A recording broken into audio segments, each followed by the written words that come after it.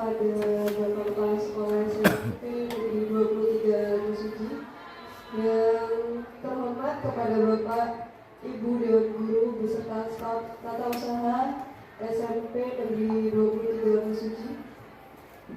Alhamdulillahirrahmanirrahim, pada kesempatan kali ini kita masih diberikan rahmat serta hidayah sehingga kita masih bisa berkumpul dengan keadaan sehat walafiat.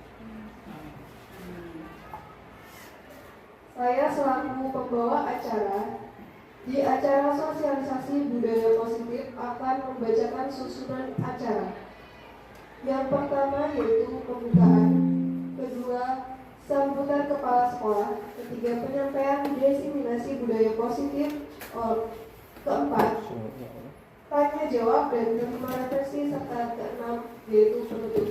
Mengingat acara, marilah kita buka acara pada hari ini dengan membaca lafaz Bismillahirrahmanirrahim. Bismillahirrahmanirrahim. Acara yang kedua yaitu sambutan kepada Bapak Kepala Sekolah Bapak Suparno SPD. Waktu dan tempat kami persilakan.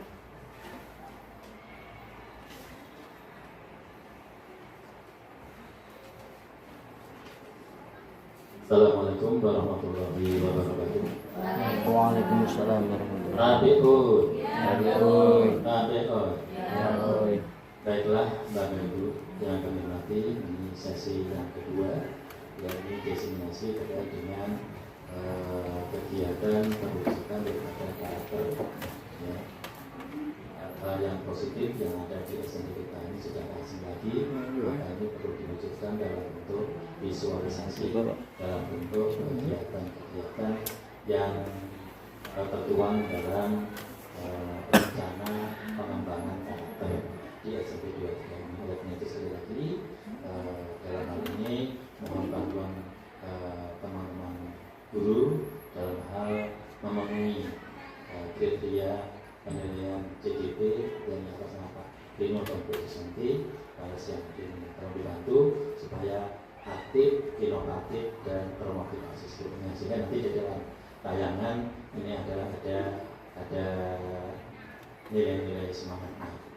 Untuk itu sekali lagi Bapak Ibu dalam ini sudah masih lagi terkait dengan pendidikan karakter. Oleh karena itu nanti dituangkan Pak, didokumentasikan, disusun dengan rupa sehingga nanti menjadi acuan kita dalam rangka pendidikan atau pembinaan atau pembimbingan anak-anak kita dan karakter.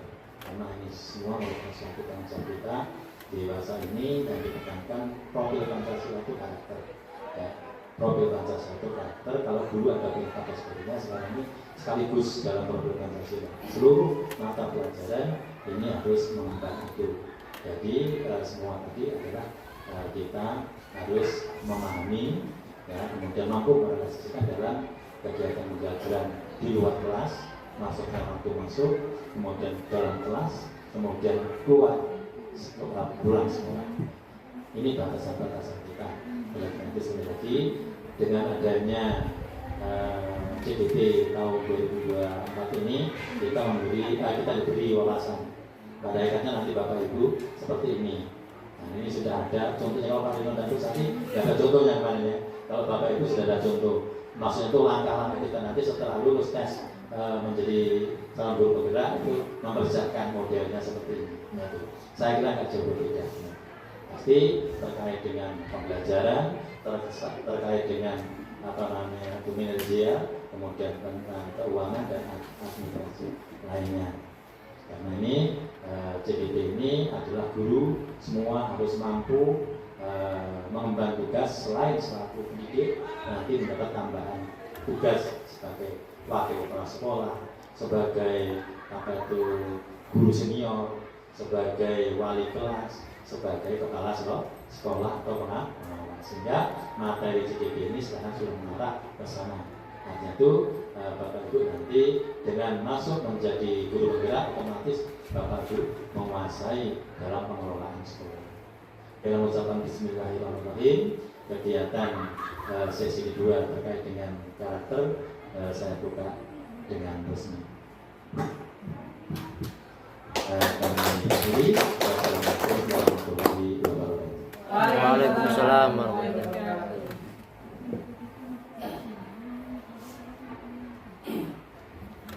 Acara selanjutnya yaitu penyampaian diseminasi budaya positif yang akan dibawakan oleh Bapak Rino Aprianto. Kepada Bapak Rino kami persilakan.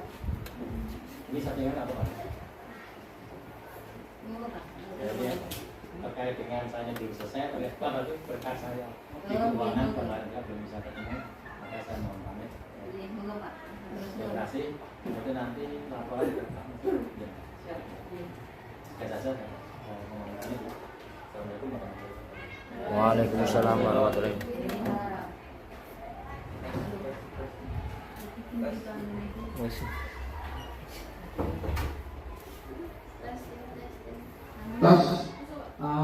Alhamdulillah, selamat siang kepada Bapak Ibu guru semuanya, Bapak guru hebat. Di sini terima kasih pada membawa acara telah memberikan waktunya. Di sini saya mendapatkan kesempatan untuk menyampaikan terkait budaya positif. Jadi Bapak Ibu guru semuanya, di sini budaya positif itu harus dimiliki oleh seorang guru, kita sebagai pendidik dan tenaga kependidikan. Di mana di dalam budaya positif itu ada 6 konsep. Ya. Yang pertama adalah disiplin positif, yang kedua motivasi perilaku manusia, ketiga keyakinan sekolah, keempat kebutuhan dasar manusia, kelima posisi kontrol restitusi, dan yang terakhir adalah segitiga restitusi. Nah, dari keenam konsep ini akan kita jelaskan secara satu persatu. Nah, di sini nanti ada saya dan juga Bu Susanti. Untuk saya itu mendapatkan bagian untuk disiplin positif, motivasi perilaku manusia, dan keyakinan sekolah atau keyakinan kelas. Bisa dilanjut.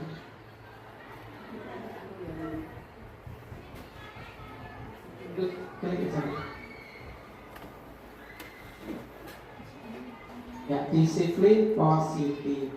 Ya, disiplin positif. Baiklah, Bapak Ibu, apa itu disiplin positif? Jadi, disiplin positif itu merupakan suatu cara penerapan disiplin yang mengajarkan anak bertanggung jawab dan menumbuhkan kesadaran diri berdasarkan nilai-nilai kebajikan.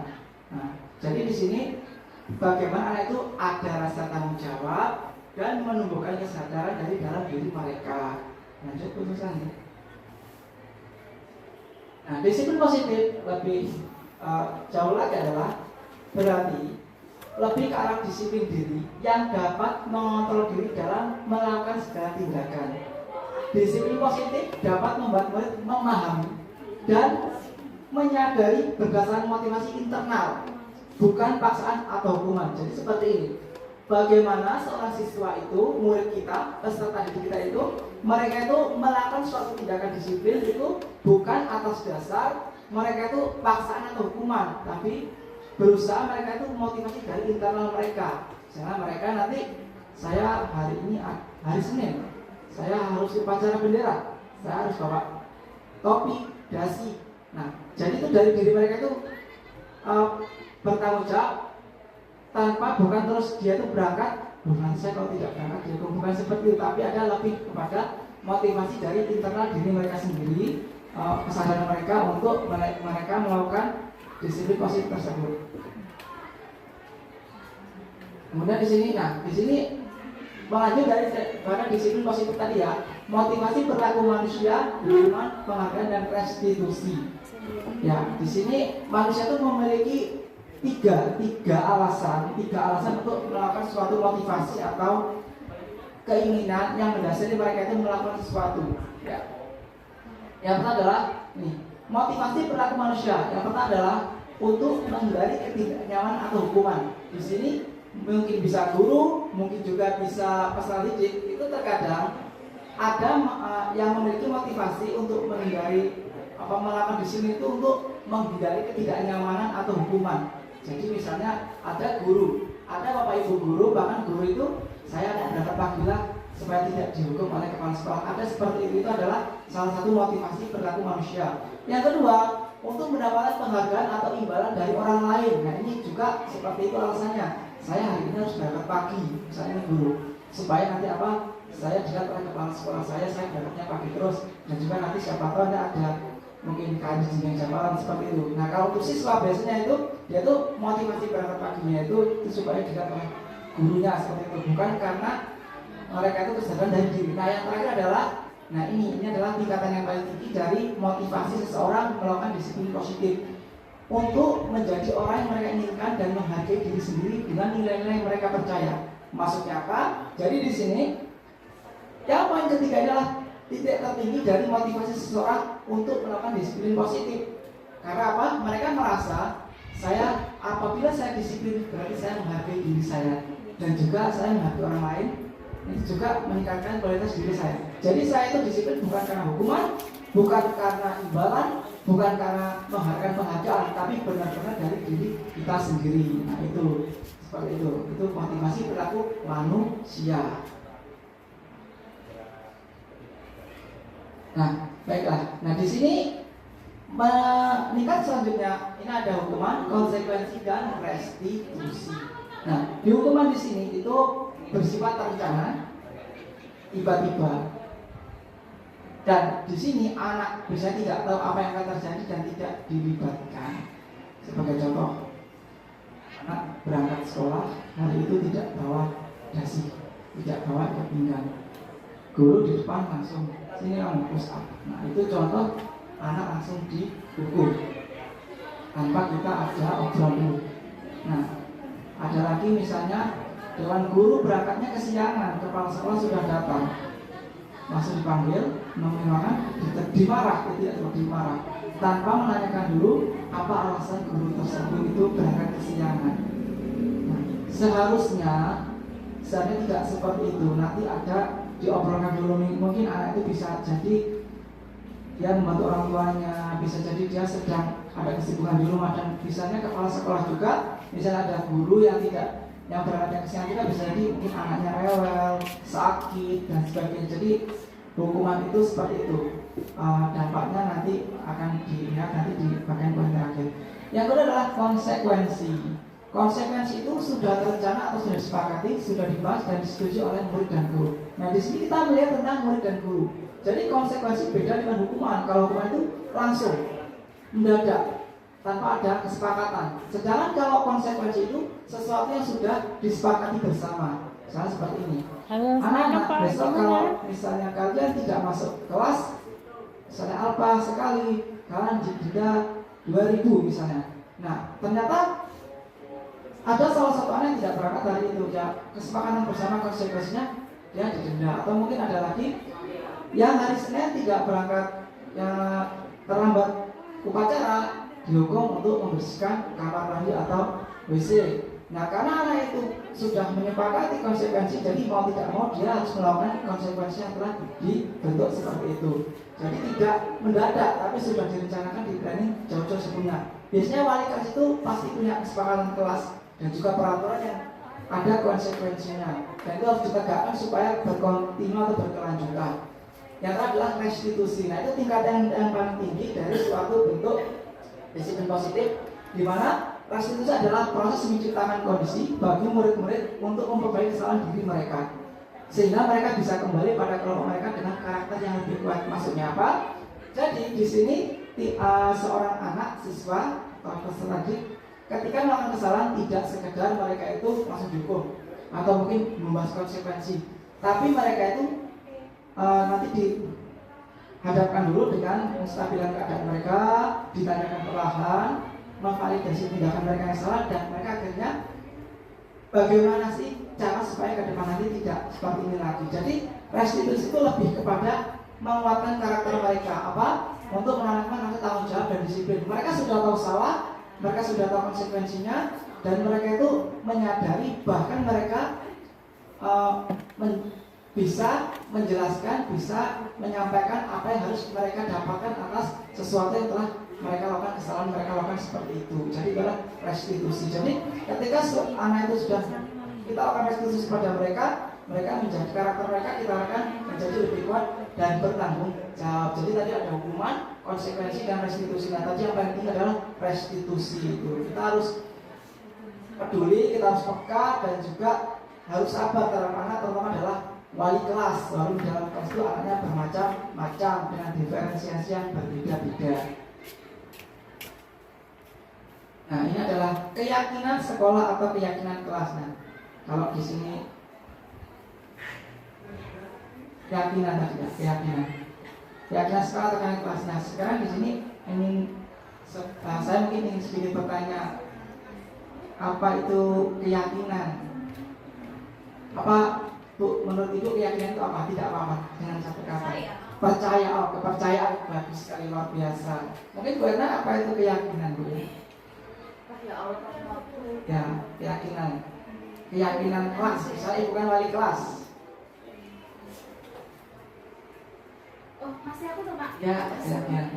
Oh ya, keyakinan tadi dari Bu tadi apa? Percaya. Kepercayaan ya. Terima kasih Bu tadi. Kalau Bu Erna tadi apa sama atau mungkin ada yang lain?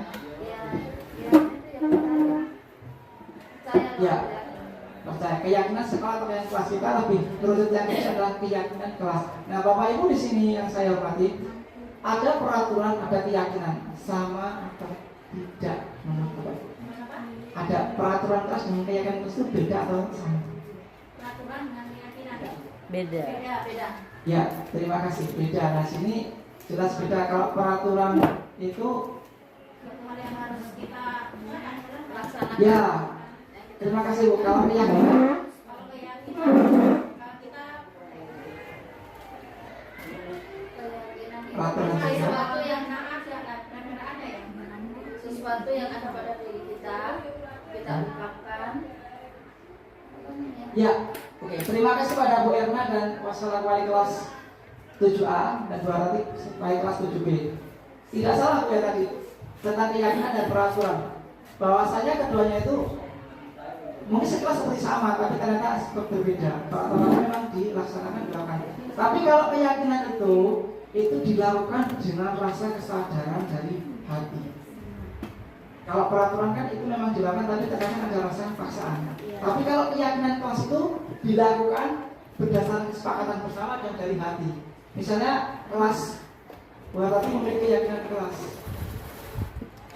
tidak boleh terlambat karena itu mencerminkan tidak disiplin. Berarti kan anak-anak sadar. Berarti kalau kita berangkat gaji, berarti mencerminkan juga itu disiplinnya itu. Jadi kalau peraturan hanya sekarang buang sama sembarangan. Tidak boleh tidur ketika belajar, seperti kan. Anak-anak cuma. Tapi ketika ada keyakinan kelas, di situ mereka itu ada kesadaran dari diri mereka. Dan ini sangat kita harapkan itu keyakinan sekolah itu dimulai dari keyakinan kelas dulu. Kelasnya masing-masing ada kesadaran. Ibu. Nah, ya sini keyakinan sekolah kelas ya di sini. Jadi guru berperan dalam mewujudkan terbentuknya keyakinan sekolah atau kelas dengan kesepakatan antara guru dengan murid. Nah, keyakinan sekolah berupa pernyataan-pernyataan universal yang mudah diingat dan dipahami dan harus diterapkan dengan sekolah. Nah, Bapak Ibu yang saya hormati, terutama wali kelas di sini, itu sangat penting sekali bagi kita ini untuk memiliki keyakinan kelas yang dibentuk di dalam kelas tersebut. Nanti bisa kita buatkan lewat mungkin Word, Canva, atau mungkin aplikasi lain dan bisa dicetak seperti ini. Misalnya seperti ini keyakinan kelas yang ada di satu kelas ya. Saling menghormati dan menghargai, tanggung jawab, budaya 5S, menjaga kebersihan, menjaga keamanan, menolong teman.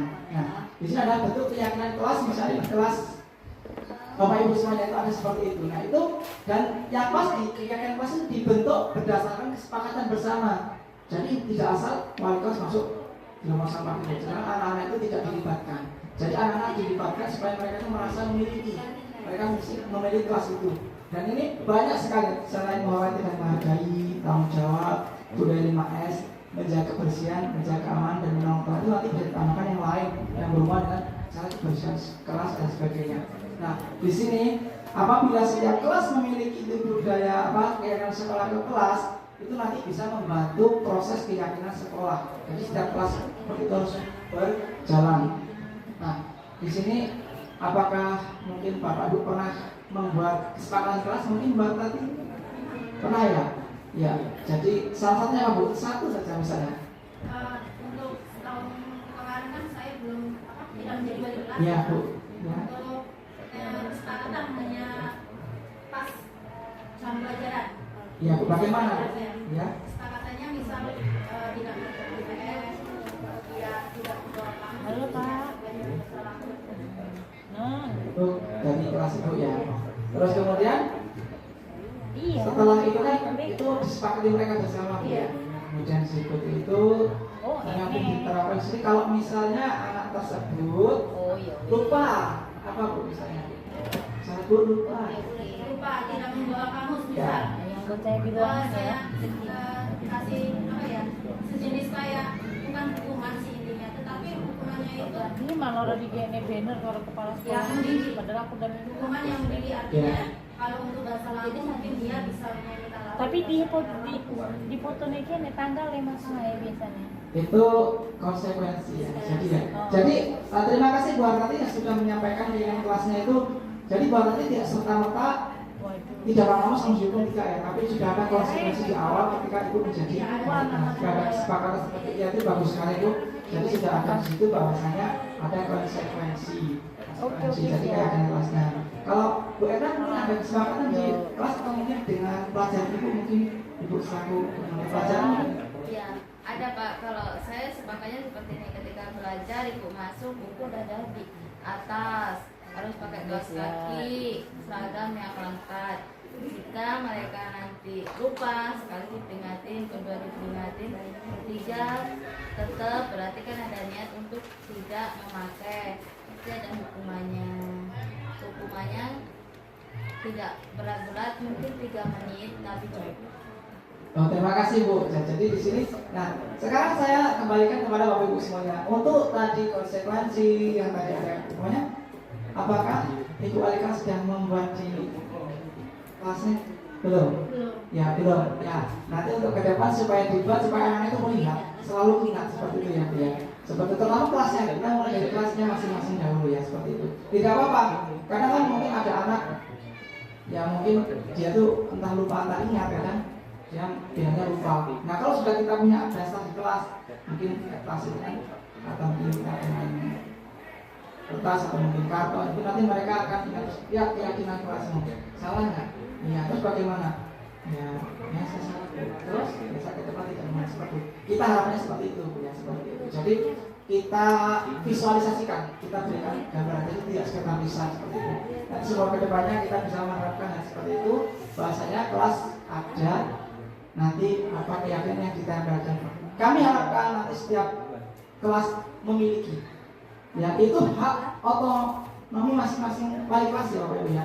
Pasti punya aturan keyakinan sendiri pasti ada. Yang penting itu tidak melanggar koridor aturan sekolah seperti itu. Mungkin itu tadi yang tentang disiplin positif, terus kemudian tadi keyakinan sekolah dan apa yang disampaikan Bapak Ibu. Oh baiklah, untuk di sini selanjutnya akan disampaikan oleh rekan saya luar biasa Bu Susanti untuk 3 materi yang terakhir. Kepada Ibu Susanti kami persilakan.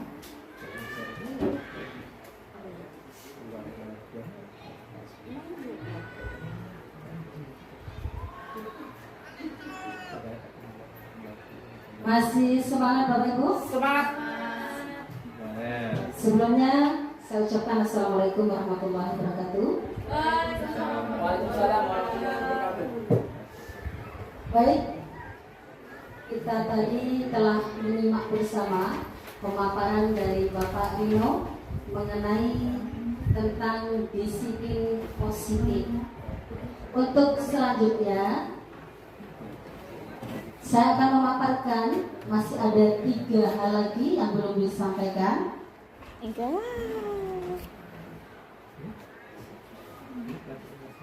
Masuk pada poin kebutuhan dasar manusia. Pada dasarnya manusia itu mempunyai banyak kebutuhan, baik kebutuhan primer maupun kebutuhan sekunder. Tapi kebanyakan manusia lebih mementingkan gaya hidup. Berarti masuk dalam kategori kebutuhan sekunder apa tersier? Tersier. Tersier. Seharusnya yang kita dahulukan adalah kebutuhan Primer. primer, termasuk papan, sandang, dan pangan. Lanjut, Pak Rino. Di sini ada sebuah pernyataan yang menggambarkan seorang murid melakukan perbuatan bertentangan dengan nilai-nilai kebajikan atau melanggar peraturan. Hal ini sebenarnya dikarenakan mereka gagal memenuhi kebutuhan dasar mereka. Ini ada 2 anak yang lagi berbaku hantam karena dia tidak bisa untuk menjalankan nilai-nilai kebajikan yang ada di dalam kelas tersebut. Ada teman yang lainnya justru dia tidak menengahi perkelahian itu, tetapi malah bersorak gembira dia. Ayo, ayo, tambah mengompori bahasanya. Sebenarnya ini merupakan bentuk dari kegagalan untuk kebutuhan dasar mereka. Seharusnya dia harus mengikuti nilai-nilai kebajikan tersebut. Lanjut. Bapak Ibu, ini tadi yang saya cuplik di awal. Ada kebutuhan dasar manusia. Yang pertama bertahan hidup. Yang kedua adalah kasih dan sayang, rasa diterima. Ketiga penguasaan. Keempat kebebasan. Dan kelima kesenangan.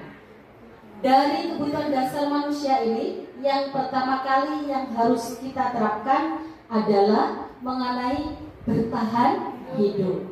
Berarti berkaitan dengan apa, Ibu Sandang, pangan, papan? Ya, berkaitan dengan sandang, pangan, dan papan. Karena manusia hidup itu pada dasarnya 3 poin itulah yang harus didahulukan. Selanjutnya, untuk kasih sayang dan rasa diterima. Ada yang bisa memberikan contoh kilas balik kasih sayang dan rasa diterima? Kasih sayang. Ya, bisa kasih sayang terhadap pasangan, bisa kasih sayang terhadap Rebutan pacar. lingkungan, alam, atau sosialnya. Kemudian setelah itu baru ada yang namanya rasa diterima. Ada yang bisa menggambarkan? Ya, Bu. Contohnya kalau di sekolah bersama teman, Ya. anak murid bersama temannya. Jadi kalau di sekolah itu kan biasanya Lah kita yang diomongin ini. kasih sayang terhadap satu sama lainnya. Apa? Antara teman yang satu dengan teman yang lainnya. Rasa saling menghargai juga itu ada rasa saling menghargai, dan rasa diterimanya itu contohnya ketika tidak ada perbedaan di dalam lingkungan kelas tersebut atau di lingkup pertemanan tersebut.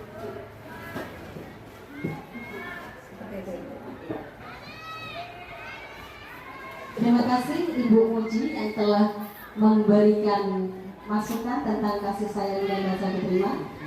Kalau Ibu Muji tadi menceritakan kasih sayang terhadap sesama teman, kemudian tidak ada perbedaan, saling menghormati, kemudian saling menerima keadaan yang ada di kelas tersebut. Terima kasih Ibu Muji yang telah memberikan pemaparannya tentang kasih dan rasa sayang. Selanjutnya kebutuhan dasar manusia itu di penguasaan. Berkaitan dengan penguasaan, kira-kira contoh dari penguasaan kebutuhan dasar manusia apa, Pak Soleh? Bisa disampaikan? Kebebasan aja.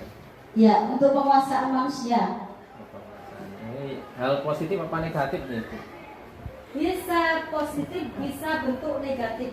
Jadi ada dua versi penguasaan kebutuhan dasar manusia, bisa berbentuk positif dan negatif. Mohon dijelaskan. Ya.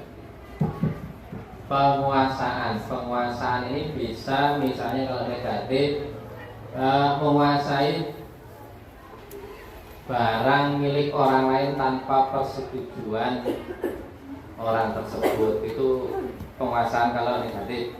Kalau penguasaan positif bisa berbentuk misalnya penguasaan di materi, pembelajaran dan sebagainya. Terima kasih.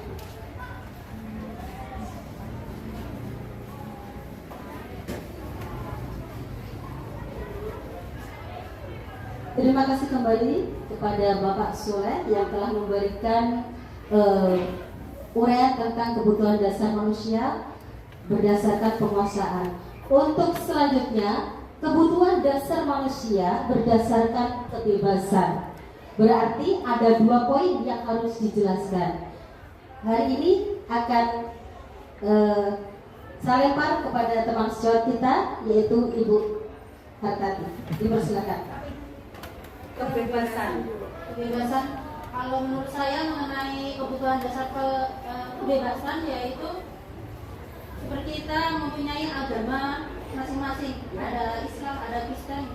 Di sini kita merasa bebas untuk beribadah, tidak merasa terganggu. Ketika ada umat lain yang sedang melaksanakan acara hari raya, tentunya kita menghormati dengan cara apa, yaitu tidak mengganggu acara ibadah umat lain seperti itu. Kasih aplaus untuk rekan kita. Ternyata alhamdulillah semuanya sudah memahami tentang kebutuhan dasar manusia. Tinggal 1 langkah lagi. Kebutuhan dasar manusia yang berkaitan dengan kesenangan. Monggo, Ibu Susi, berdasarkan kesenangan. Kesenangan. Dia senangnya apa, Bu? Kebutuhan dasar manusia berdasar kesenangan. Apa senangnya? Harus tidur di hotel kita terima setiap 1 bulan sekali. Contohnya seperti itu. Itu namanya kesenangan toh.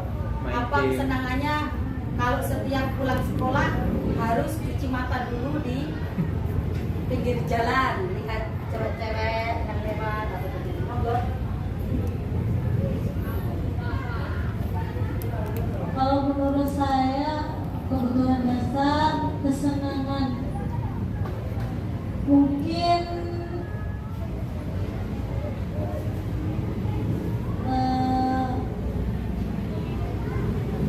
rekreasi, Bu. Rekreasi. Selain itu mungkin ada lagi. Ini loh.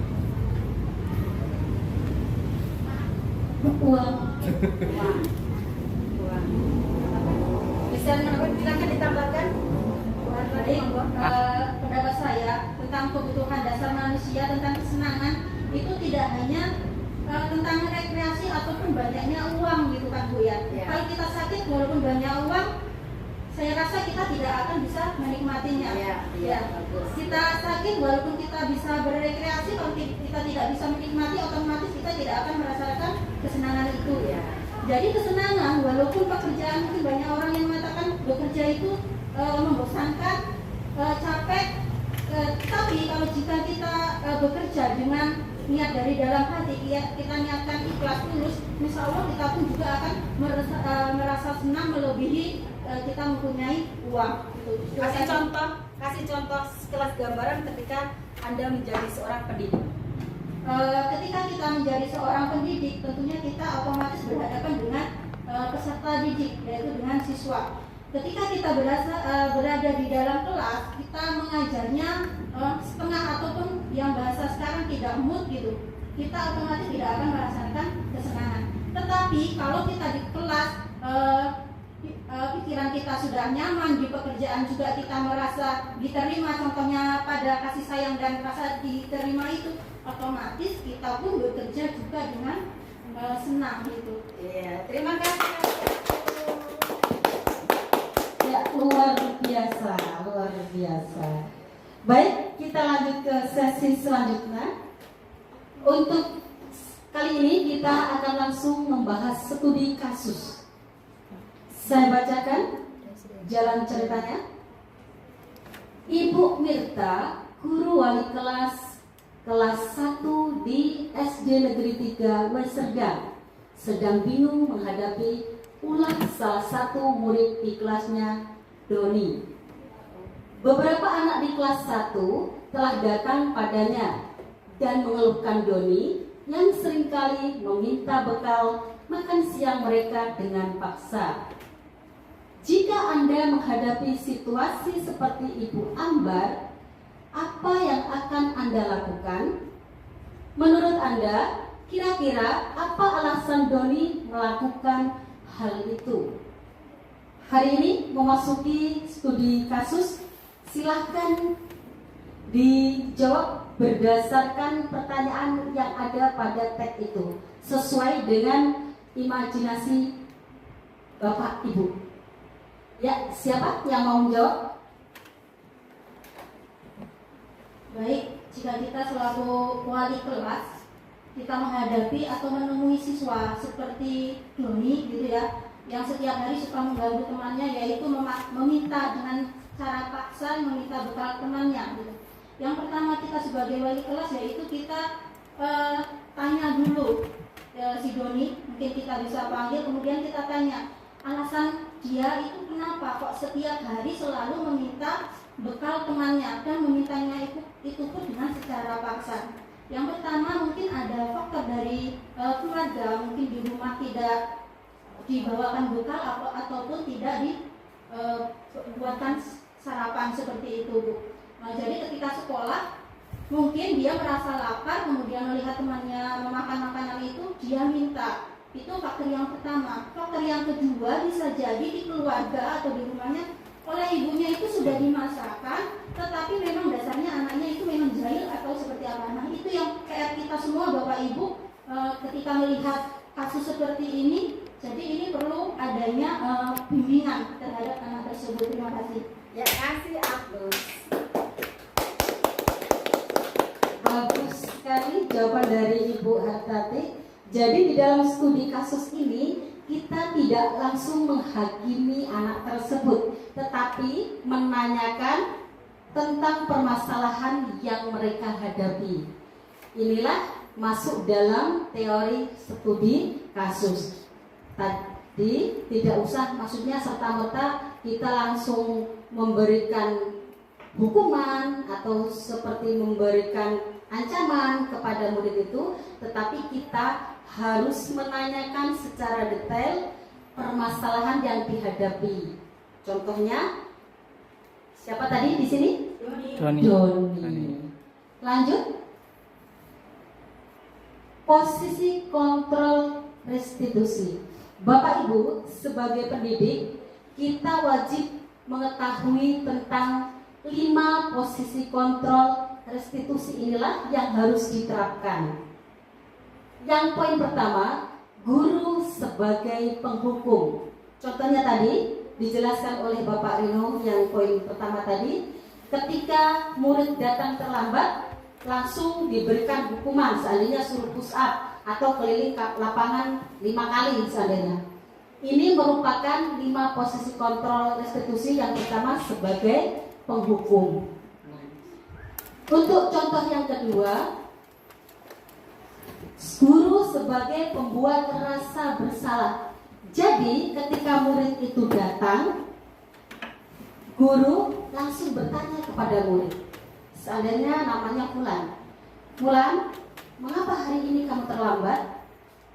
Fulan menjawab, oh saya terlambat karena diantarkan oleh kakak saya.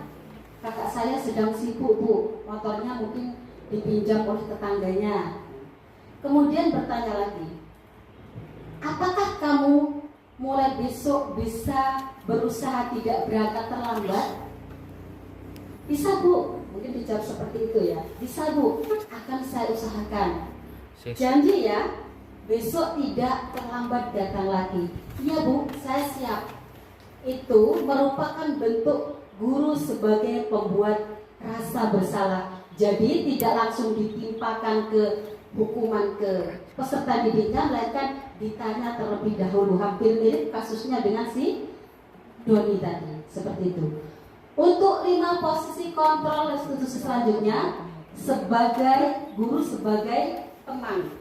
Kalau guru sebagai teman, mereka langsung menanyakan, kemarin sudah berjanji kan tidak terlambat lagi. Iya ibu, kok hari ini terlambat? Oh, saya terlambat karena mungkin tadi ibu saya lupa membangunkan saya, Bu. Besok-besok kira-kira siapa yang bisa membangunkan kamu pulang? Selanjutnya ditanya seperti itu. Ibu saya, selain ibu kamu, ada siapa lagi di rumah? Oh, ada ayah saya. Jadi mulai besok, kalaupun kamu supaya tidak terlambat datang sekolah, siapa yang mengantar kamu pulang? Ibu saya. Siapa lagi? Ayah saya. Jadi siap-siap ya pulang. Besok jika kamu tidurnya belum bangun, maksudnya belum bangun tidur, yang membangunkan siapa? Yang membangunkan ibu dan siapa? Ayu saya, seperti itu. Oh, jadi kita sepakat ya, nanti yang membangunkan ibu atau ayu kamu atau kakak kamu. Ayo silakan masuk sekolah, masuk kelas, seperti itu. Jadi kita di sini posisinya guru sebagai teman. Jadi nggak usah bantah-bantahan seperti itu, hanya menanyakan saja. Kemudian untuk 5 posisi kontrol restitusi, guru sebagai pemantau. Dipanggil lagi seandainya, pulang. Kok terlambat? Iya Bu. Terus kemudian ditanya lagi, kemarin janjinya apa? Janjinya kemarin kalau saya tidurnya telat, saya akan dibangunkan oleh ibu saya atau oleh kakak saya. Tetapi kenapa hari ini terlambat? Ya, saya terlambat karena tidur terlalu larut malam Ibu. Dia memberikan argumen-argumen supaya guru tersebut tidak memberikan hukuman. Karena kita posisinya sebagai pemantau, hanya memantau saja dan kemudian mengarahkan kepada si fulan tadi. Ingat, kemarin janjinya yang membangunkan adalah ibu dan kakakmu ya, seperti itu. Jadi kita hanya memantau saja. Selanjutnya untuk 5 posisi kontrol restitusi, guru sebagai manajer. Ini yang tersulit yang kita hadapi, karena siswa-siswa kita nggak mungkin di posisinya untuk 5 posisi kontrol yang bagian kelima. Kalau guru sebagai manajer berarti guru hanya mengingatkan kembali. Kemarin janjinya apa pulang? Tidak terlambat Bu. Kemarin yang membangunkan siapa? Ibu dan kakak Bu. Nah mulai besok kamu harus berjanji dengan sungguh-sungguh di dalam hati bahwa kamu tidak akan terlambat sekolah lagi. Jadi yang membangunkan tadi siapa? Ibu dan kakak, seperti itu. Jadi kalau yang di posisi kontrol restitusi yang kelima,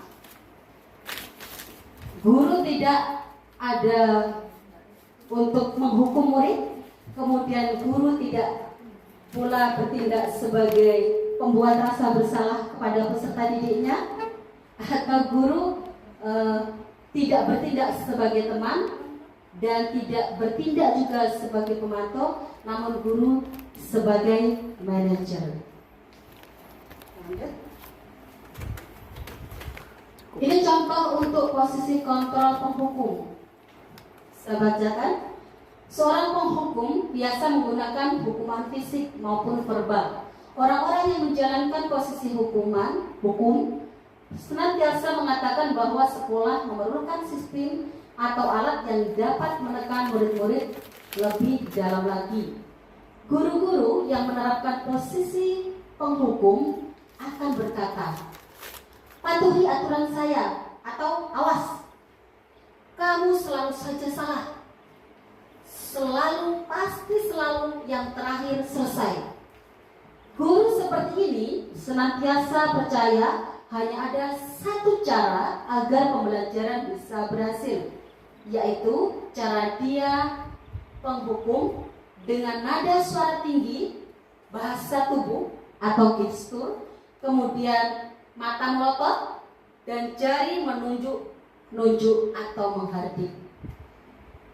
Terus ada kalimat lagi, terlambat lagi, pasti terlambat lagi, selalu datang terlambat. Kapan bisa datang tepat waktu? Tanyakan pada diri Anda, bagaimana perasaan murid bila guru berbicara seperti itu pada saat muridnya datang terlambat. Hasilnya, kemungkinan murid marah dan mendendam atau bersifat agresif. Contohnya, mereka akan mencoret-coret dinding, kemudian melempar-lemparkan yang untuk itu penghapus ke dinding dan lain sebagainya. Kemudian bisa jadi sesudah kembali duduk, murid tersebut akan mencoret-coret bukunya atau meja tulisnya. Ini tadi yang seperti yang saya contohkan di depan tadi, di awal tadi. Kemudian lebih buruk lagi, sepulang sekolah murid melihat motor atau mobil bapak atau ibu guru dan akan menggores kendaraan tersebut dengan paku. Karena apa? Karena perilakunya tadi yang mendendam atau bersifat agresif. Selanjutnya, untuk posisi kontrol pembuat rasa bersalah. Pada posisi ini biasanya guru akan bersuara lebih lembut. Pembuat rasa bersalah akan menggunakan keheningan yang membuat orang lain merasa tidak nyaman, bersalah atau rendah diri. Kata-kata yang keluar dengan lembut akan seperti, Ibu sangat kecewa sekali dengan kamu. Berapa kali Bapak harus memberitahu kamu ya? Gimana coba? Kalau orang tua kamu tahu kamu berbuat begini. Nah, di posisi ini murid akan memiliki penilaian diri yang buruk tentang diri mereka, seolah-olah menyalahkan dirinya sendiri, seperti itu. Kemudian dia merasa tidak ada harganya,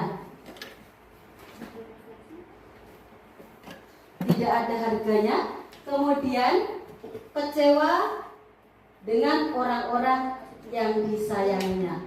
Ini dalam bentuk posisi kontrol pembuat rasa bersalah.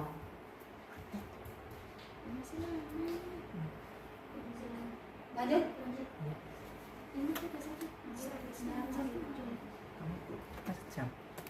Posisi kontrol sebagai teman.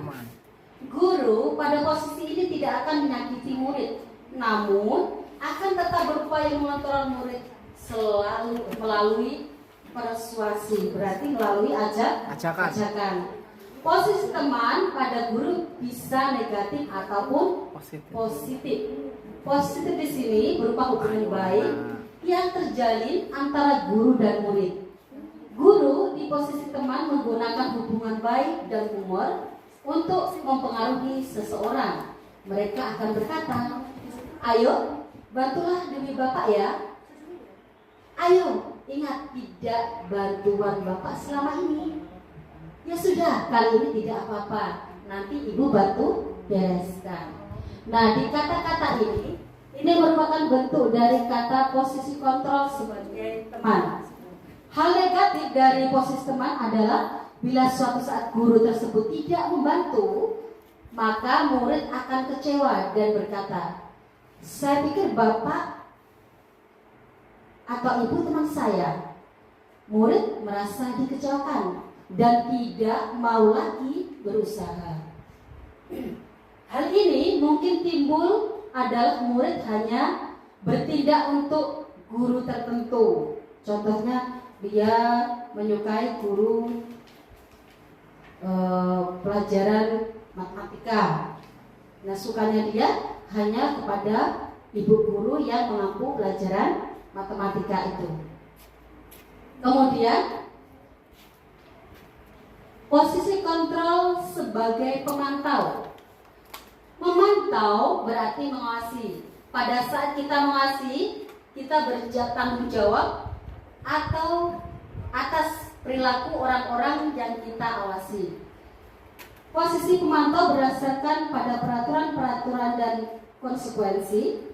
Dengan menggunakan sanksi atau konsekuensi, kita dapat memisahkan hubungan pribadi kita dengan murid sebagai seorang yang menjalankan posisi pemantau. Pertanyaan yang diajukan seorang pemantau. Ini pertanyaannya. Peraturannya apa? Terus pertanyaan selanjutnya, apa yang telah kamu lakukan? Sanksi atau konsekuensinya apa? Nah, ini di posisi kontrol sebagai pemantau. Jadi seorang guru menanyakan peraturan yang telah dibuat. Untuk selanjutnya dia menanyakan lagi apa yang telah ia lakukan.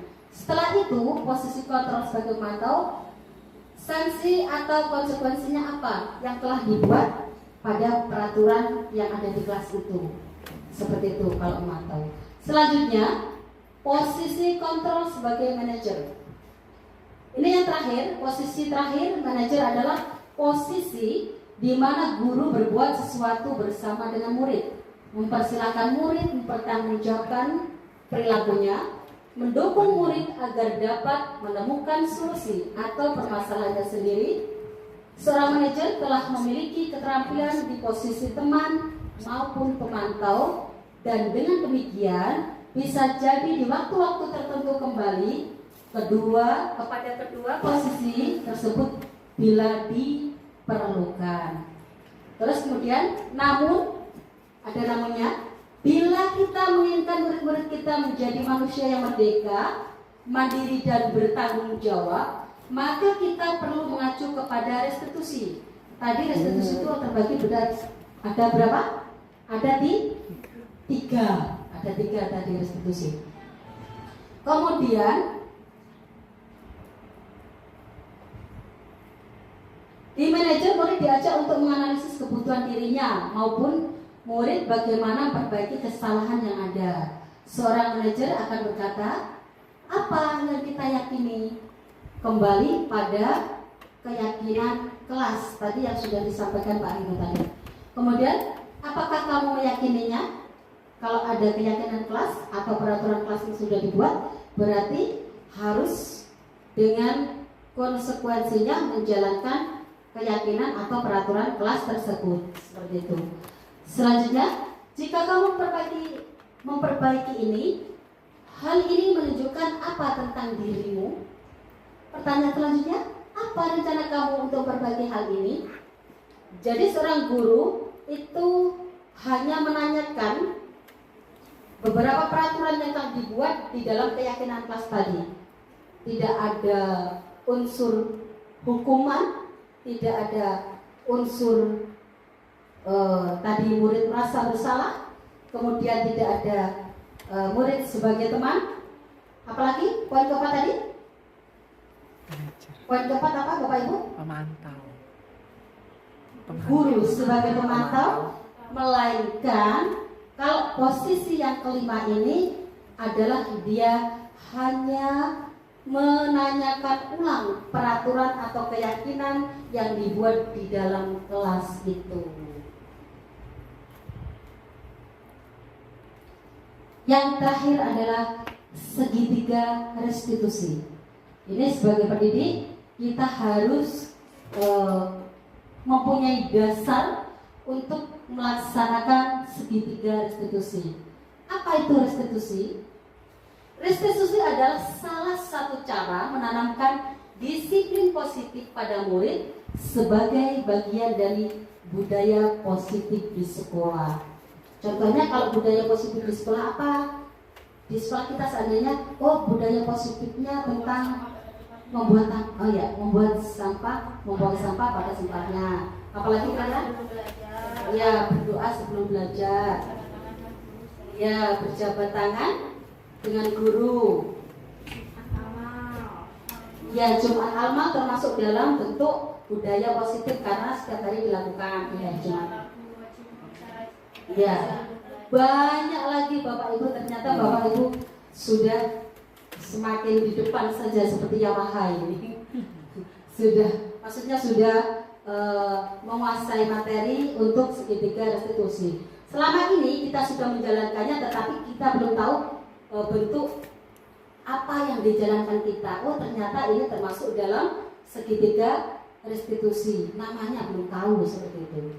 Lanjut, segitiga restitusi ini ada 3. Yang pertama, poin pertama, menstabilkan identitas. Saya bacakan. Tahap ini bertujuan untuk menjaga agar siswa tidak merasa terancam atau dipermalukan. Fokusnya adalah memastikan bahwa siswa merasa aman secara emosional dan diperlukan dengan hormat sehingga mereka lebih terbuka untuk berbicara dan berpikir tentang perilaku mereka. Bapak Ibu, ada yang bisa memberikan contoh tentang segitiga restitusi untuk menstabilkan identitas? Monggo. Contoh untuk menstabilkan identitas sebagai murid.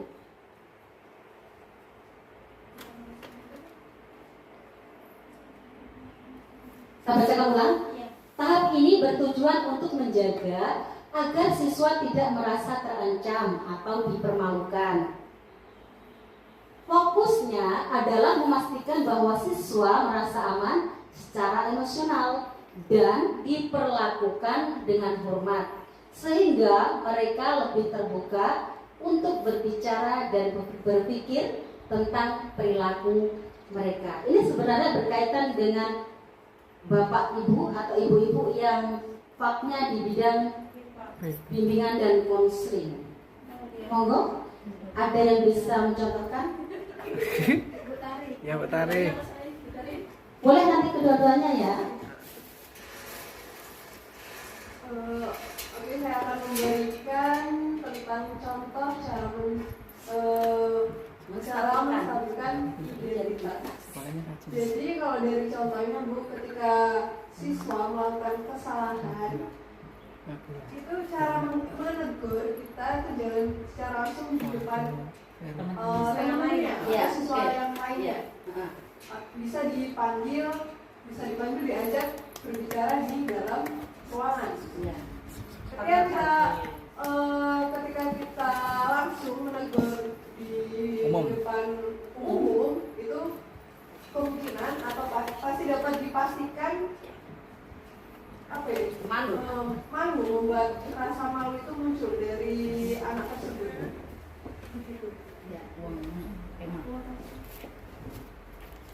Silakan Ibu Hartati memberikan contoh selanjutnya. Baik, saya di sini akan memberikan contoh tentang bagaimana caranya menstabilkan identitas. Yang namanya identitas ada yang bisa dirubah ataupun tidak bisa dirubah seperti itu. Di sini kita di sekolah banyak sekali menemui berbagai macam siswa. Karakter siswa itu berbeda-beda antara satu dengan siswa yang lainnya. Ada siswa itu yang mohon maaf, ada yang tingkat berpikirnya lebih tinggi, ada yang rendah gitu. Kemudian ada yang punya kekurangan yang di bawah temannya, di bawah rata-rata seperti itu. Dengan adanya seperti ini, ada sebagian siswa itu menganggap mengatakan temannya mungkin kamu nggak bisa membaca, kamu tidak bisa menulis, kemudian pakaianmu tidak rapi. Itu kadang mereka menganggap perkataan seperti ini sebagai bahan candaan atau olok-olokan gitu. Padahal jika kita pahami kata-kata tersebut, itu ujung-ujungnya nanti akhir-akhirnya akan berdampak pada konflik, yaitu pertentangan. Nanti akan timbul perang mulut, bisa jadi bahkan sampai dengan adu tangan gitu, bisa berantem. Jadi dengan cara seperti ini, jika kita menemui siswa yang modelnya seperti ini, alangkah baiknya kita panggil kedua siswa itu. Tidak boleh mengatakan temannya yang seperti ini, karena pada dasarnya siswa itu nggak ada siswa yang bodoh menurut saya Bapak Ibu. Siswa mempunyai kelebihannya masing-masing. Kita ingatkan teman-temannya tersebut, apalagi anak yang mengatakan itu dilarang untuk berkata seperti itu. Kalau bahasa kerennya itu yaitu apa sekarang bully. Ya, membuli gitu. Nah, itu kita perlu kita hentikan karena dengan adanya bully mungkin menganggap remeh, tetapi ini dampaknya luar biasa Bapak Ibu. Bisa ya membawa ke ranah hukum seperti itu. Terima kasih sebelumnya. Kasih aplaus. Rupanya luar biasa guru-guru SMP Negeri Depok. Masya Allah.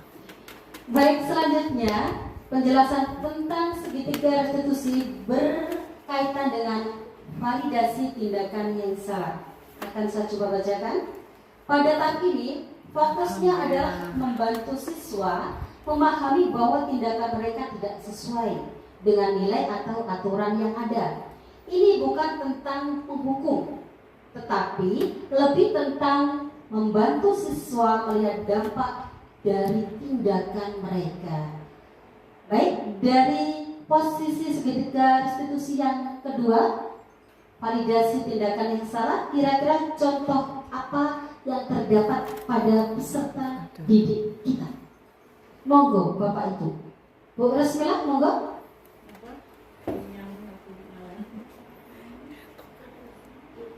Saya bacakan ulang. Validasi tindakan yang salah.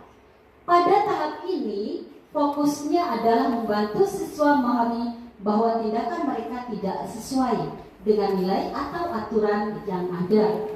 Ini bukan tentang menghukum, tetapi lebih tentang membantu siswa melihat dampak dari tindakan mereka. Ya. Tidak apa-apa, kita akan menggali lebih dalam lagi tentang contoh-contoh berdasarkan segitiga restitusi. Monggo. Baik, untuk validasi tindakan yang salah ya. Di sini kita membantu siswa yang melakukan tindakan salah untuk apa itu Bu? Mengingatkan kembali gitu bahwa apa yang mereka lakukan itu sebenarnya salah gitu. Jadi ketika ada siswa yang salah, kita tidak langsung hari ini kamu tidak memakai dasi misal, langsung usap gitu. Tidak seperti itu Bapak Ibu. Jadi kita tanyakan dulu, kenapa hari ini kamu tidak memakai dasi nak? Dasinya kemana? Apakah hilang ataukah lupa gitu. Nah, hal tersebut jika memang dia lupa ataupun ketinggalan gitu, kita ingatkan kembali pada misal hari Senin dan Selasa ini kita menggunakan dasi warna biru, kemudian Rabu Kamis kita menggunakan dasi warna hitam gitu. Jika kalian tidak menggunakan atribut lengkap, otomatis itu suatu tindakan yang salah. Salahnya seperti apa? Kalian sudah melanggar peraturan tata tertib berpakaian yang rapi, tidak menggunakan atribut yang lengkap. Kita beri lagi arahan untuk selanjutnya diharapkan agar tidak lupa lagi ataupun ketinggalan untuk tidak menggunakan atribut tersebut, karena ini adalah salah satu contoh siswa yang telah melanggar peraturan seperti itu. Iya. Kasih aplaus luar biasa. Poin segitiga restitusi yang terakhir adalah menanyakan keyakinan. Tadi berkaitan dengan keyakinan kelas sudah dijelaskan oleh Bapak Rino. Menanyakan keyakinan, tahap terakhir ini bertujuan untuk menggali keyakinan atau nilai-nilai yang dimiliki siswa yang dapat memotivasi mereka untuk memperbaiki situasi dan mengambil tanggung jawab atas tindakan mereka. Bapak Ibu, di sesi terakhir ini, monggo silahkan diberikan contoh tentang menanyakan keyakinan. Kalau tadi Bapak Rino menjelaskan tentang keyakinan kelas yang dibuat harus melaksanakan diskusi bersama-sama baru bisa disampaikan. Sekarang kita di segitiga restitusi ini, saya minta contoh untuk menanyakan keyakinan. Monggo.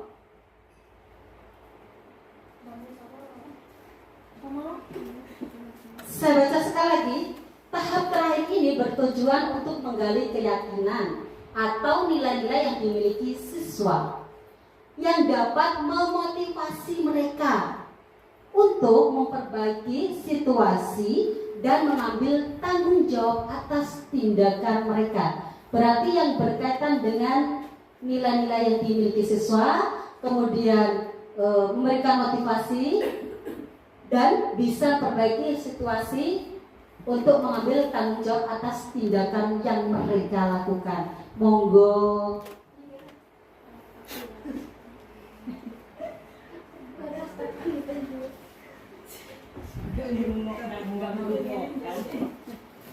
Baik, menanyakan keyakinan. Kalau saya sendiri setiap mengajar itu tidak memberikan keyakinan kepada anak yang telah melanggar peraturan itu tidak hanya berkaitan dengan hukuman yang ada di sekolah itu, Bu. Jadi misal seperti ini, hari ini siapa yang piket? Saya, Bu. Hari ini dipiket tidak? Kalau dia menjawabnya iya, Bu, kalau iya kok masih banyak sampah, masih kotor gitu. Dipiket atau tidak? Dari sini kita tahu, Bu, bahwa anak itu jujur atau tidak. Jika anak tersebut pada akhirnya mengaku tidak, berarti otomatis sudah ketahuan bohongnya gitu. Dari sini kita yakinkan kembali bahwa apa yang kita lakukan ya nak ya di sekolah ini, kalau peraturan sekolah, mungkin kalau kalian melanggar peraturan yang ada di sekolah, kalian pasti akan menerima sanksi gitu, seperti itu. Selain itu, tindakan yang kalian lakukan itu tidak hanya yang mengetahui itu teman kalian ataupun guru kalian, tetapi ada yang kuasa yaitu Allah di sini. Jika kita sudah yakin mengerjakan sesuatu itu, kalau kita mengerjakannya hanya saja takut dengan hukum yang ada di dunia ini, otomatis kebanyakan banyak yang melanggarnya seperti itu. Kalau kita mempercayai dengan adanya rasa takut dengan yang Maha Kuasa, insya Allah, Bu, apapun pekerjaannya, rasa tanggung jawab itu pasti akan dikerjakan dengan baik. Amin. Seperti itu.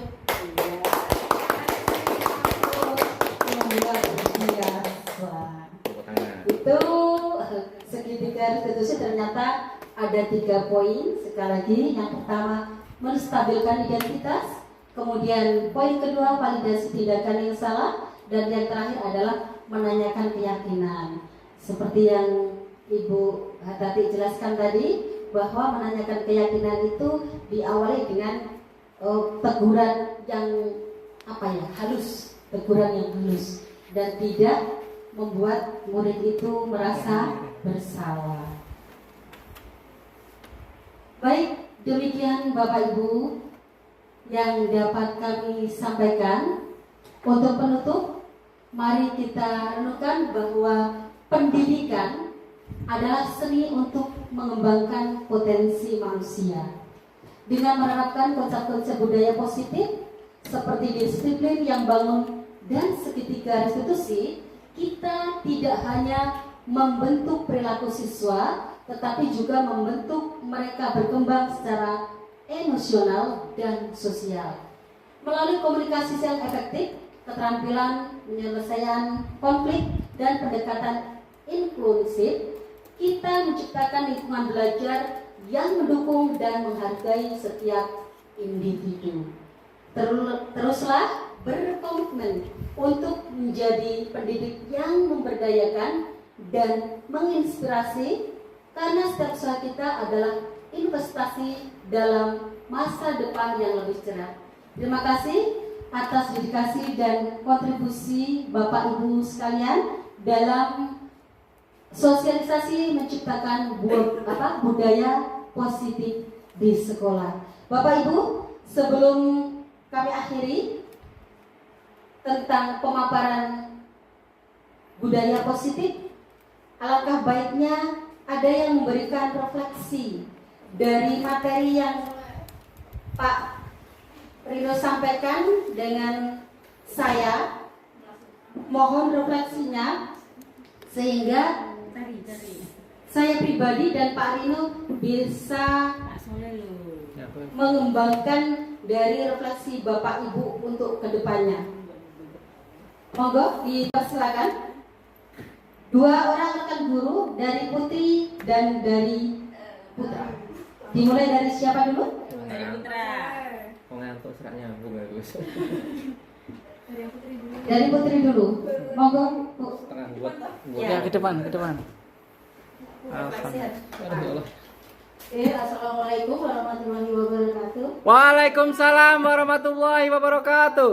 Sebelumnya kami ucapkan terima kasih banyak kepada Bapak Rino dan Ibu Susanti yang telah memberikan sosialisasi tentang budaya positif gitu.